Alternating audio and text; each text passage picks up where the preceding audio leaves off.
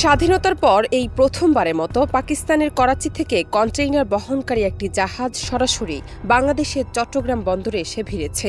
এই নিয়ে সামাজিক যোগাযোগ মাধ্যমে নানা আলোচনা সমালোচনার জন্ম হয়। প্রশ্ন তৈরি হয়েছে, এত বছর পর বাংলাদেশে পাকিস্তান থেকে কন্টেইনারবাহী জাহাজ কেন এলো? ওই কন্টেইনারগুলোতে কি আনা হয়েছে?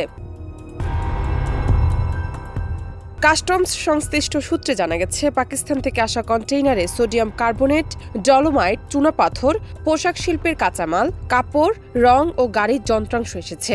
এছাড়া ৪২টি কন্টেইনারে পেঁয়াজ ও ১৪টি কন্টেইনার আলু বোঝাই ছিল। এসব পণ্য আমদানি করেছে বাংলাদেশের আজি গ্লাস কারখানা, Pacific jeans, Square pharmaceuticals, Nasir glass, X ceramics, Hafiz corporation, MR tradings ইত্যাদি প্রতিষ্ঠান। পাকিস্তানের সঙ্গে বাংলাদেশের বাণিজ্য বিলিয়ন ডলারের কম, ফলে সরাসরি কন্টেইনার জাহাজ চলাচল ছিল না। আগে পাকিস্তান থেকে আনা পণ্য চট্টগ্রাম বন্দরে শতভাগ কায়িক পরীক্ষা করা হতো। জানা গেছে, এই পণ্যবাহী জাহাজটি সরাসরি পাকিস্তানের করাচি থেকে বাংলাদেশের চট্টগ্রামে আসেনি। এটি সংযুক্ত আরব আমিরাতের দুবাই থেকে প্রথমে করাচি গিয়েছিল, তারপর তা বাংলাদেশে এসেছে। অপরদিকে পাকিস্তান থেকে কন্টেইনার নিয়ে আসা জাহাজ নিয়ে চলা আলোচনা রাজনৈতিক বলে মনে করছেন ব্যবসায়ীরা। নতুন নৌ রুট চালু হওয়ায় দ্বিপাক্ষিক বাণিজ্য বাড়বে বলে আশা তাদের।